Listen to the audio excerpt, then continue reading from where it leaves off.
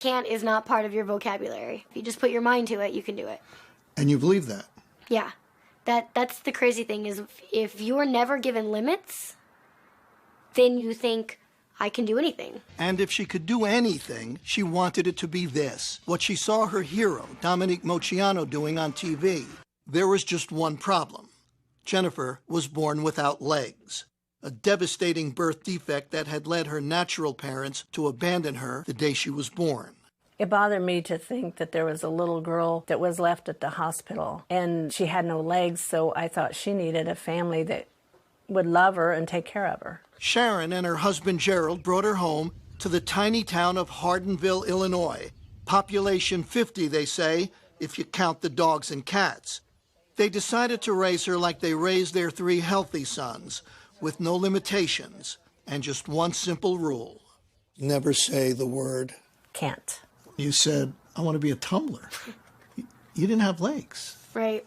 You kind of need those, most people think, to tumble. Well, think again.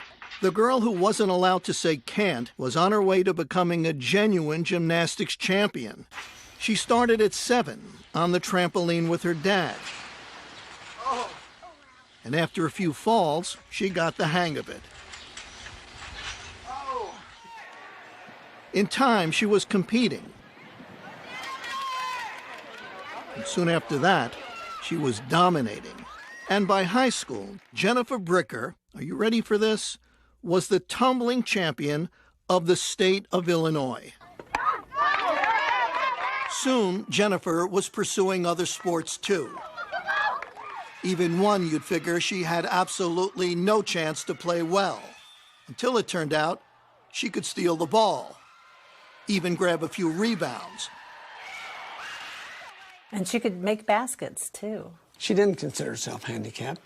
She was talking to some friends one time, and one of them said something about her being handicapped. She said, well, I'm not handicapped. And they said, well, you have to use a wheelchair. She said, just to keep them getting dirty. One day at age 16, out of curiosity, Jennifer asked her mother a question. Hey, is there anything that you, know about my adoption or biological family that you didn't tell me? I said, okay, but you got to sit down. And she said, Mom, I'm always sitting.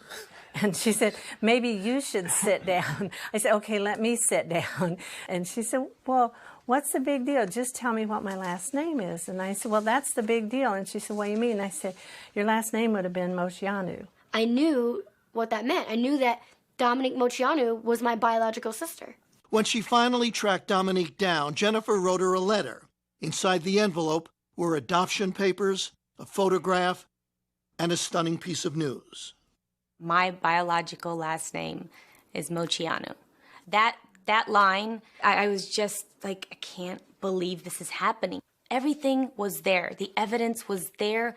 Jennifer looked like the spitting image of my youngest sister, Christina. What a moment for anyone to even speak to their childhood idol, but for their childhood idol to be their sister, that's something. She told me she was an athlete in the letter. In fact, I was her inspiration to start tumbling and doing gymnastics. And then on the phone call, she goes, oh, by the way, I have no legs. I mean, she's like, wait a minute, didn't you just tell me that you're an acrobat and you did all these sports? And I could just hear the wheels turning, and Yeah. And I said, who is this girl? Oh my gosh. How did she have this attitude to persevere in life and overcome every obstacle? And she's my sister. Jennifer has moved out to Hollywood. Where else if you want to be a star? She drives a specially equipped car and lives a normal, independent life. And she's earning a living. How else? As a gymnast. She's an acrobat who has toured with Britney Spears. And now she's training for a classical performance at New York's Lincoln Center. We got to go to Ohio and got to watch her perform. The audience just went crazy. They stood up and they were whistling and screaming and clapping and all this, and I was blubbering. I was sobbing because it was so beautiful, and it's like, oh my goodness, that's my baby. The baby who was taught early on never to say the word can't.